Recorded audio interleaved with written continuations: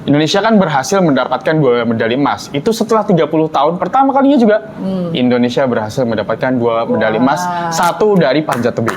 Mumpung gue belum lupa, rencananya FPTI ini tahun 2025 bikin festival.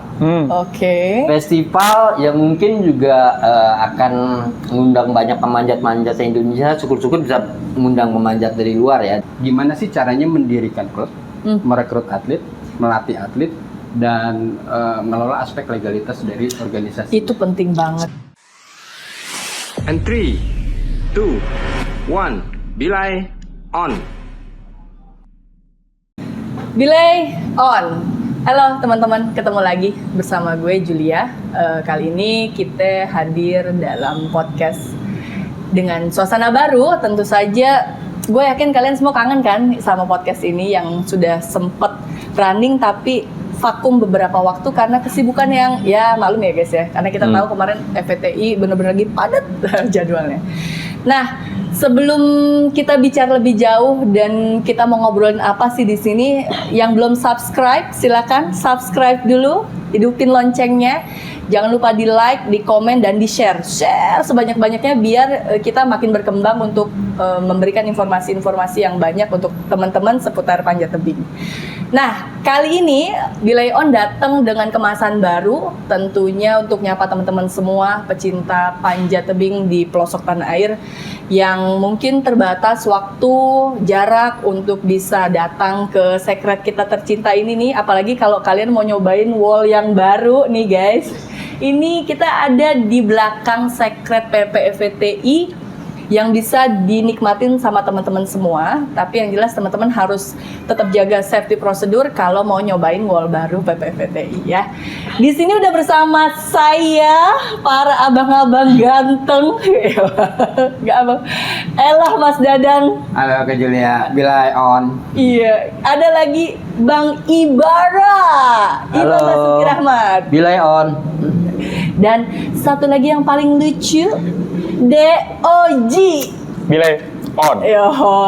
Gimana? Kita mau ngobrol apa nih buat nyapa teman-teman semua di mancanegara dan Indonesia? Ini sebenarnya kita ngomongin 2025 ya, program 2025 cuma agak telat kayaknya. Udah masuk puasa, udah masuk bulan Maret juga gitu. Iya, tapi kan nggak apa-apa juga kalau Mas Dadang. Oke. Biar teman-teman mendingan telat daripada tidak sama sekali ya kan guys. Nah, sebelumnya nih, kita kan kemarin bulan Desember udah melakukan Rakernas ya. Ya. Tuh pasti kan teman-teman nih, ini kan teman-teman pengurus semua nih, pengurus PP FPTI. Sudah banyak sekali catatan-catatan, rekomendasi-rekomendasi program-program kerja yang mau dilaksanakan. Panjang Banyak banget. Gimana nih? Kita mau tahu nih teman-teman kan pasti mau tahu nih Bang. Apa nih? Kalau dari Oji dulu ya, yang mudaan dulu. Oh iya kan? Ngomong dulu ya. Ji, Oke. kita mau bicara soal panjat tebing sport climbing ya, prestasi ya. Nah, gimana nih kalau dari lu Ji? Oke, sebelum kita ngomongin panjat tebing untuk tahun di 2025 ini ya, sebelumnya lebih baik kita flashback dulu deh ya. Yoi. Nah, kita lihat ke tahun lalu bahwa panjat tebing berhasil mendapatkan medali emas di Olimpiade Paris 2024. Prestasi yang sangat prestisius. Bukan hanya bagi kita, para pecinta panjat tebing, tapi bagi masyarakat Indonesia. Nah, dan itu pertama kalinya panjat tebing dipertandingkan di Olimpik. Panjat tebing Indonesia. Panjat tebing Indonesia tentunya. Nah, dan kemudian Indonesia kan berhasil mendapatkan 2 medali emas. Itu setelah 30 tahun pertama kalinya juga Indonesia berhasil mendapatkan 2 medali emas, 1 dari panjat tebing. Kita applause dulu dong buat kita semua. Our dreams comes true ya nggak sih? Terus Ji. Nah, karena kita sudah punya prestasi yang sangat prestisius itu, apakah kita berhenti sampai situ? Oh tentu tidak. Karena ke depan kita punya target untuk Olimpiade selanjutnya di LA tahun 2028 Amerika Serikat kan. Nah, karena kita sudah mendapatkan medali emas nih, apakah kemudian targetnya mendapatkan medali emas lagi? Cukup 1 atau gimana? Nah, FPTI melalui program kerjanya kemarin kita merekomendasikan melalui bidang prestasi ya, pembinaan dan prestasi Binpres. Nah, menargetkan untuk menambah medali emas untuk nomor speed dan juga meloloskan atlet untuk nomor lead dan boulder. Wah. PR berat pasti ya Bang Dadang ya buat kita semua. Soalnya kalau kita di luar ya, kalau kita manjat gitu pertanyaannya kok lead dan boulder di anak tiri kan? Seringnya kan gitu ya. Siapa bapak Gitu. matirinya emang ya? Itu dia. Anak siapa ini gitu. Cuman kan dengan apa yang diinin Oji tadi ya, itu jadi salah satu target FPT Iya. juga ya di Betul. Rakernas kemarin bahwa ya kita akan masukin itu di sebagai target untuk Olimpiade 2028 nanti. Iya, iya. Nah, Terus, oke. Ji, terus? Sebagai bagian perjalanan untuk menuju target itu, kan. Tadi seperti Dadang bilang bahwa selama ini untuk nomor lead dan boulder itu seakan-akan dianaktirikan. Apakah kemudian setelah punya target seperti itu, meloloskan atlet ke Olimpiade selanjutnya di LA, tentunya ada langkah-langkah yang harus dijalani kan, Yoi. untuk mencapai target tersebut. Kemarin, di bulan Desember, itu ada seleksi nasional untuk atlet pelatnas. Nah, banyak di antara mereka peserta seleknas tersebut itu atlet-atlet muda yang bukan hanya di nomor speed tapi juga di nomor boulder dan lead. Di antara mereka bahkan sudah berprestasi di tingkat internasional. Oh, Gitu. oke. Dan masih sangat muda umurnya. Oke, berarti akan banyak wajah-wajah baru ya? Betul, akan tentunya. banyak Di wajah-wajah pelatnas baru, masih muda, masih fresh, sangat layak untuk kemudian ditumpu kemampuannya, dibina untuk mencapai target di tahun 2028 LA 2028. Wah, keren. Berarti fokusnya sementara dari sisi prestasi dan sport climbing itu ya, Olimpiade LA 2028 dengan goalsnya akan menambah medali di nomor lead dan boulder. Medali untuk speed dan meloloskan atlet untuk lead dan boulder. Wow. Gitu. Mudah-mudahan sih tercapai ya. Amin. Karena ini waktunya ini kita nggak banyak kan, tinggal berapa tahun lagi nih dari 2000. Nggak kerasa bakalan. Oh kan? Dugeng, belum lagi rakerna kejurnas Kejurnas. kelompok umum. Nah, di tahun ini juga, ini sebetulnya kita sangat padat ya di tahun ini. Untuk kompetisi nasional sendiri yang memang mandatori hasil dari Rakernas kemarin, di tahun ini kita punya kompetisi kejuaraan nasional kelompok umur yang akan Dimana? diselenggarakan di Banten, Banten. tepatnya di Tangerang. Oke. Itu pelaksanaannya sekitar bulan Juni. Juni. Ya, sebentar lagi. Ini sudah ini Maret. udah Maret. Bukan hanya itu. Karena nanti di akhir tahun juga kita punya kejurnas yang untuk senior ya. Kejurnas PTI yang untuk senior itu di sekitar di bulan November. Tetapi untuk tempat dan waktunya yang spesifik masih belum ditentukan, masih proses. Kayak gitu. Belum ada bidding ya. Ya. Selain itu apa lagi? Udah. Katanya kan mau ada World Cup juga bukan? Kata FPTI ya? Oke. Oh, oke, benar. Jadi itu jadi. Oh iya, jadi tentu. dong. Tentu jadi. Nah, di tahun ini selain kejuaraan nasional tadi ya, itu juga kita punya agenda kompetisi internasional. Sebetulnya ini series ya, IFSC World Cup Series selama tahun 2025. Kurang lebih sekitar ada 14 atau 15 tuan rumah gitu. Salah satunya Indonesia. Keren ya guys. Kita tuh mengimpi-impikan banget dari dulu bisa jadi tuan rumah World Cup. Jangan World Cup deh, dulunya kalau cuma mau Asian Championship aja tuh kayaknya udah merinding gitu kan.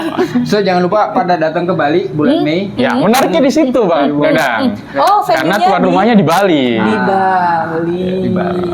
Kayak apa serunya nanti di Bali, perjalanan-perjalanannya mungkin kita ke tebing alam juga kali ya, bawa Oke. Ardes ya. Iya, harus. Kita nanti deh bahasnya biar penasaran, karena itu akan ada sesi khusus buat Iya, tentunya. Gimana nanti kalau kita undang aja tuh misalnya kayak apa event directornya. Langsung kita Pasti. undang Boleh ya, direct. boleh. Oke. Ya, jangan lupa Guys, tunggu ya. terus subscribe. Pokoknya kalian pantengin terus, subscribe dulu, hidupin loncengnya biar kalian nggak ketinggalan nih. Informasi Kalau nanti one day kita mau ngundang si event director untuk World Cup di Bali ya.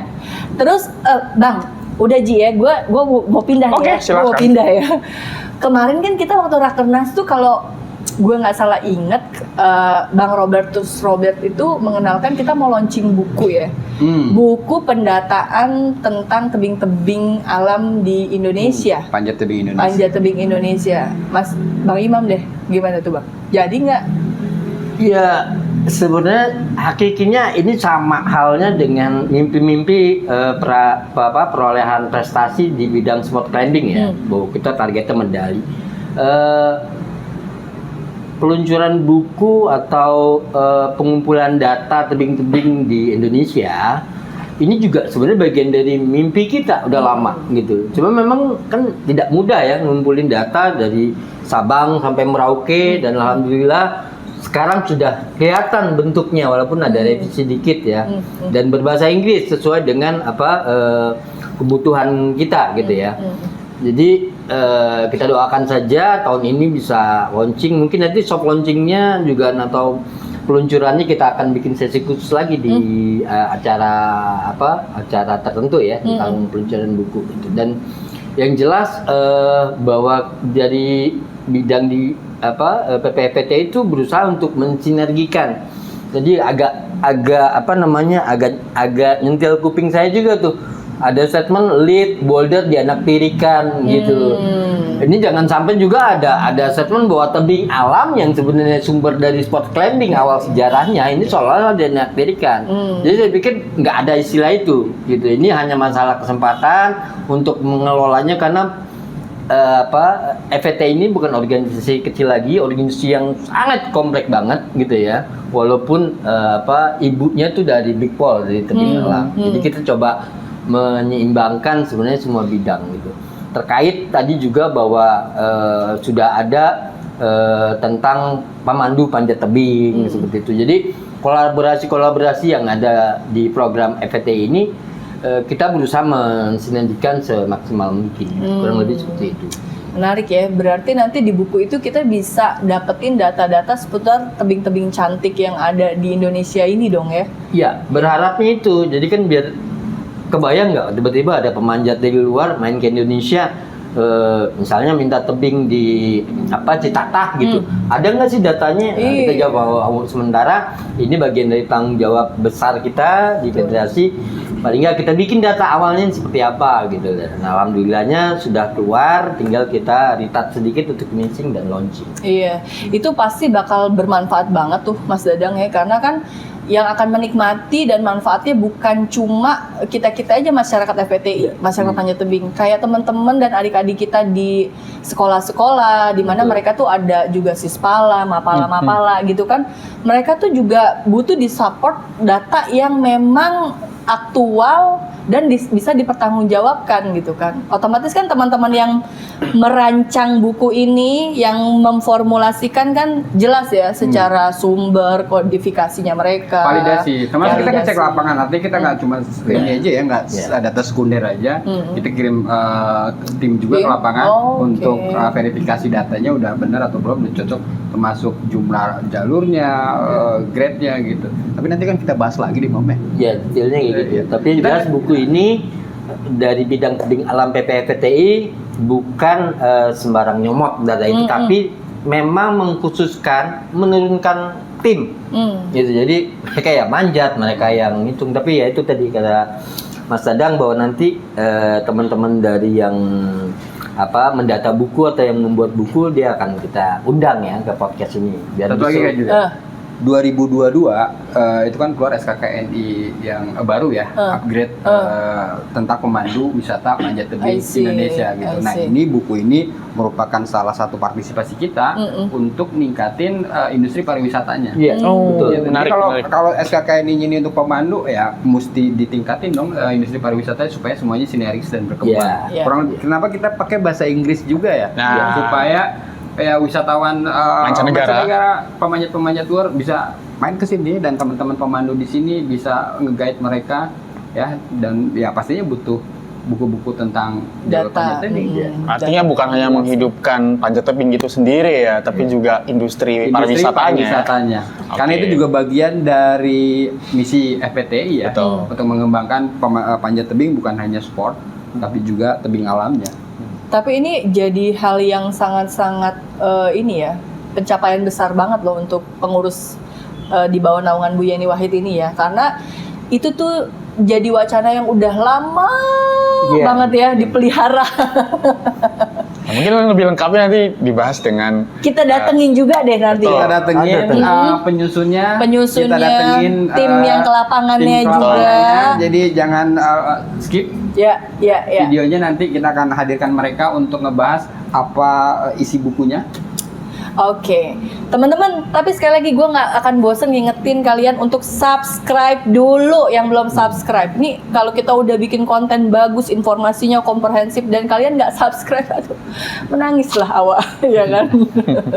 Nah, oke, tadi gue udah denger versi dari sisi sport climbing dari Oji. Kemudian masalah program yang sangat luar biasa tuh pembuatan buku soal tebing alam di Indonesia. Nah, Mas Dadang, lu kan bidang organisasi nih, ya kan? Yoi. Sorry to say nih, kita bermimpi tentang hal-hal besar, tapi kita secara internal dan organisasi nih juga harus dipupuk, dipelihara dan disusun-susun biar rapih lagi dari organisasi apa nih? Puzzle-nya kita susun. Yo, ya, gitu. biar gak gampang rontok, biar gak gampang rontok.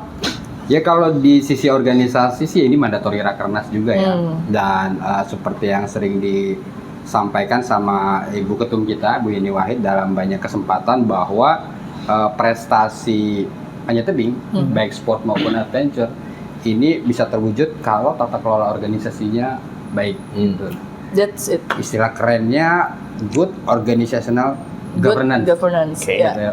Jadi ya tata kelola organisasi yang baik, yaitulah yang menjadi modal buat FPTI baik di pusat maupun daerah buat ningkatin prestasinya. Yes. Nah untuk organisasi sendiri kebetulan 2024 kemarin baru lahir satu pengprov baru, lupa ya 2023 2024 ya, Papua Barat Daya. Oke. Dan tahun ini 2025 akan lahir 2 pengurus provinsi baru. Ada Maluku Utara yang kebetulan kemarin sempat bubar karena nggak ada pengurus dan kayak sekarang banyak yang datang lagi dengan semangat yang fresh gitu mau mendirikan Pengprov Maluku Utara. Dan satu lagi NTT. Menarik tuh. Tahun 2028 PON akan diselenggarakan di NTT dan NTB, betul? Ya, kita berharap ya meskipun panjat tebing itu rencananya kalau nggak salah di NTB ya. Oke. Tapi setidaknya kita di sana ada tenaga-tenaga baru, fresh yang bisa ngegawangin acara succession PON kita ya nanti di NTT NTB. Oh ya, satu lagi Kak Julia, 2024 kemarin itu Oktober ya, ada keluar peraturan Menteri Menpora baru tentang organisasi untuk lingkup organisasi prestasi, termasuk juga mengatur tentang FPTI yang kontroversi. Apa itu? Apa itu? Kalian Permenpora nomor 14 2024 ini cukup kontroversi di kalangan cabang olahraga. Cuma kita nggak akan bahas kontroversinya lah ya, biar itu berdinamika sendiri. Dan kita juga sudah menyampaikan usulan-usulan kita untuk perbaikannya. Tapi menurut saya ada satu hal yang menarik Kak Julia di situ tentang bentuk organisasi yang ideal untuk organisasi olahraga. Bentuknya adalah badan hukum perkumpulan, stated clear, definitif bahwa organisasi olahraga itu bentuknya badan hukum perkumpulan yang ideal. Nah ini mungkin bisa diadopsi ya sama teman-teman klub, terutama klub panjat tebing. Karena kemarin ini menarik. Kemarin saya sama Bang Imam ketemuan sama beberapa pengurus klub kita ya. Banyak yang tanya, gimana sih harusnya kita mendirikan klub panjat tebing dan menjadi membernya FPTI di kabupaten kota. Gitu. Nah, ini kita berharap sih Permenpora itu bisa jadi salah satu dasar buat kita bisa mengelola organisasi, terutama yang klub-klub ya, buat teman-teman kita. Ya karena memang cikal bakalnya kan dari klub-klub dulu itu sesuai kan. ADRT yang jelas based on klub ya, membernya FPTI itu. Jadi jenjang sampai ke pengurus pusat. Tapi ujungnya itu ada di klub. Jadi benar kata Bang Dadang bahwa tadi manajemen itu bukan di levelan pusat aja, bukan di Pengprov, bukan di Pengkot gitu, tapi pada levelan klub.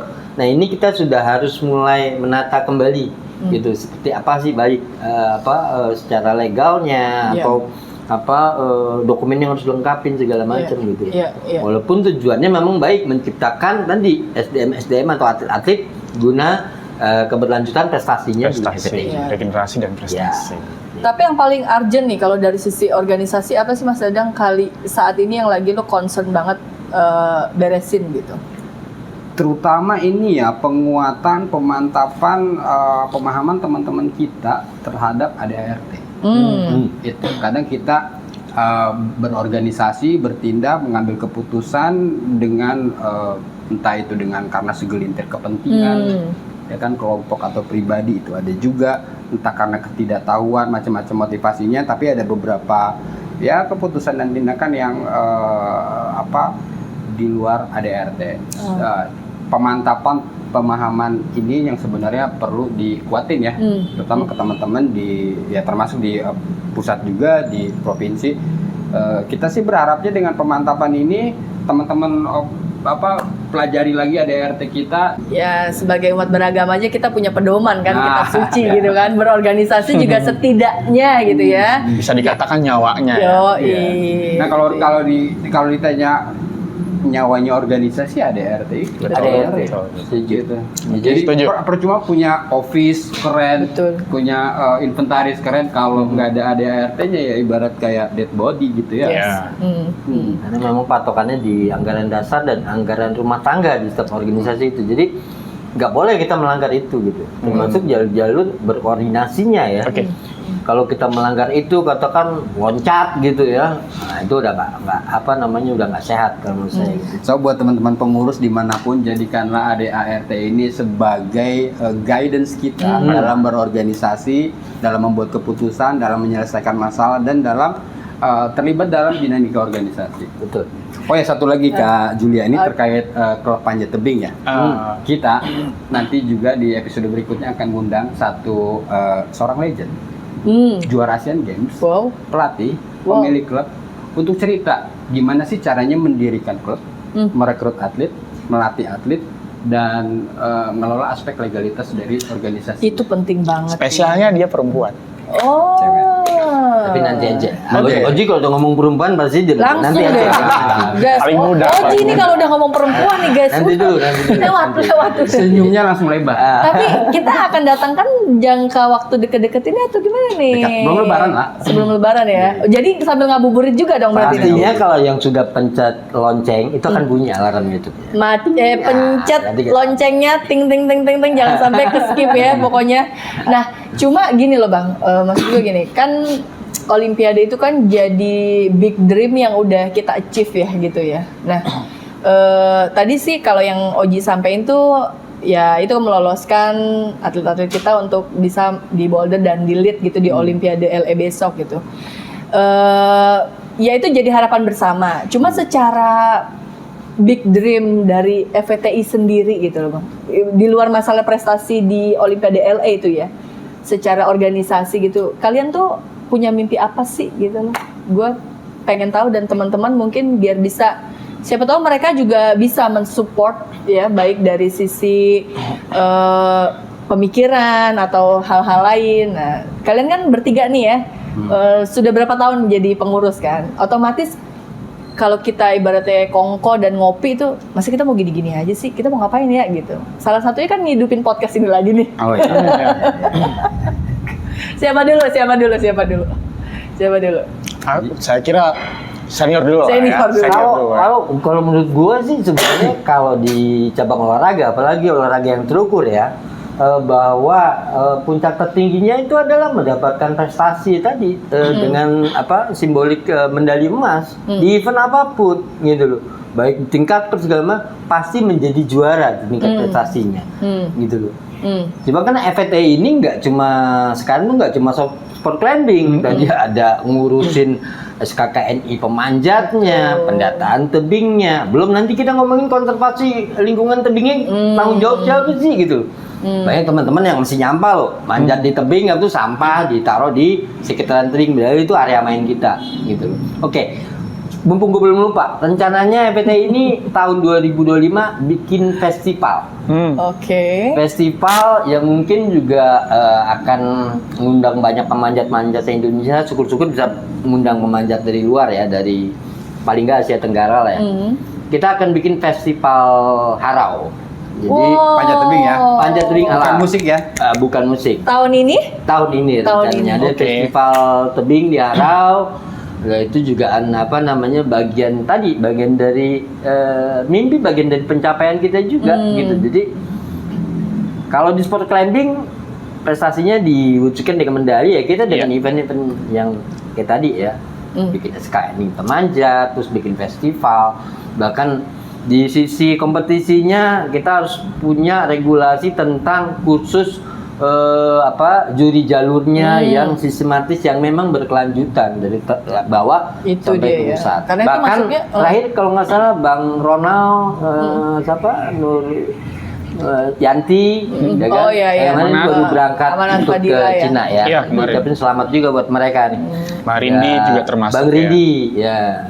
Itu masuknya kita pengembangan SDM kita Pengembangan juga SDM. ya, karena kan kemampuan pemanjatan atlet-atlet kita khususnya di pelatnas juga itu kan depend on sama kemampuan para pembuat jalur menjatuhkan kerumitan-kerumitan itu kan. Dan juri tentunya. Nah, juri yang harus mereka pecahkan tuh jangan cuma fokusnya kita prestasi menang.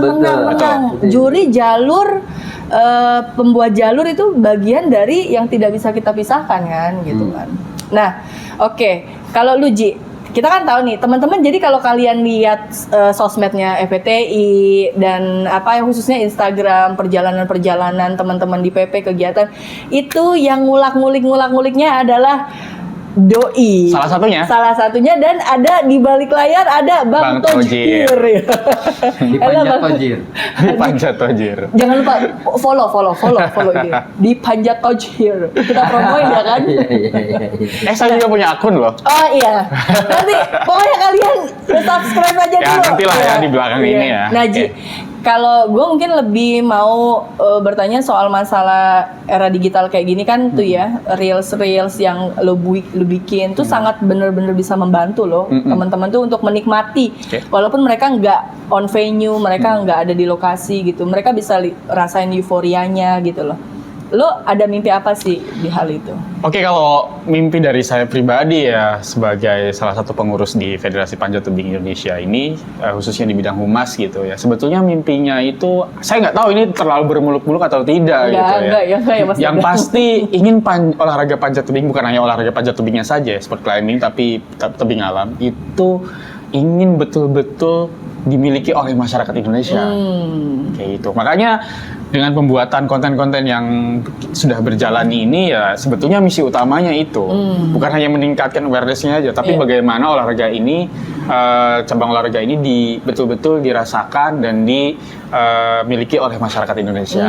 Gitu ya. Jadi melalui jangkauan lewat itulah ya, cuplikan-cuplikan dan apa yang lo bikin dalam konten-konten itu bisa menumbuhkan rasa kepemilikan dari masyarakat dimanapun mereka berada yang menyaksikan. Kan nggak susah ya Bang ya, tinggal klik doang ya kan? Ya nggak? Sambil tiduran, sambil apa, mereka bisa nyaksiin tuh kita lagi kejuaraan di mana gitu kan. Karena kita juga ada live. Nah, ada live juga. Kemarin kita udah mulai ya, waktu di mana? Jogja. Menpora Cup ya. Itu kita udah mulai juga untuk live dari venue untuk mengabarkan ke teman-teman semua soal pertandingan yang berjalan. Semoga bisa konsisten ya. Nah, kita doakan. Kita doakan. Nah, kalau dari Mas Dadang nih, closing statement kita waktunya ternyata udah mau berakhir nih. Nah, gimana tuh soal mimpi kita di FPTI? Kalau soal mimpi prestasi sih kayak slang aja ya, nggak ada matinya. Nggak ada matinya. Kita kemarin dapat 1 emas di Olimpik, yuk ya bikin kita nggak puas juga dong.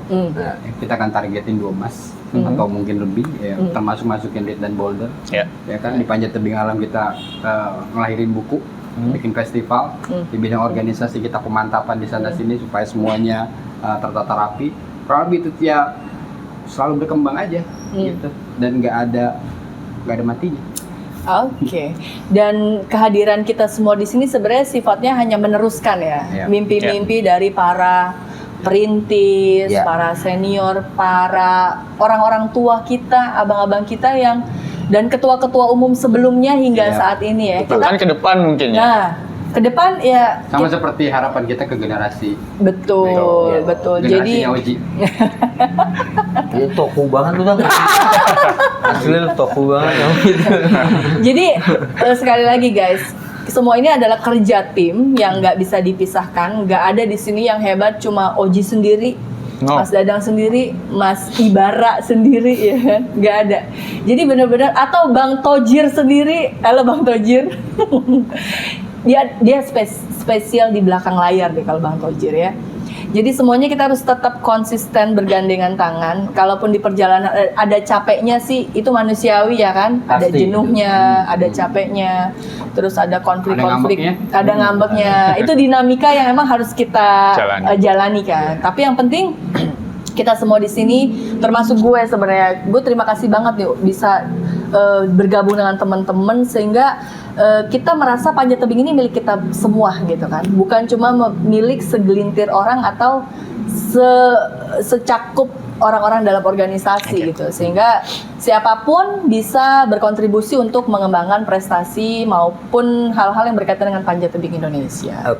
Oke, kalau gitu teman-teman, setiap hari Jumat kita akan nemenin kalian di acara podcast Bilai On ini jam berapa? Jam waktu ngabuburit lah pokoknya. Ngabuburit ya. Khususnya di Ramadan ini kita akan standby setiap Jumat nemenin kalian. Jadi stay tune, jangan lupa subscribe dan kalian harus bunyikan lagi loncengnya, share, like and comment ya. Gue pamit dulu, semuanya kita di sini pamit dulu sama teman-teman di rumah. Kita berjumpa lagi dalam podcast selanjutnya, tetap di Bilai Off.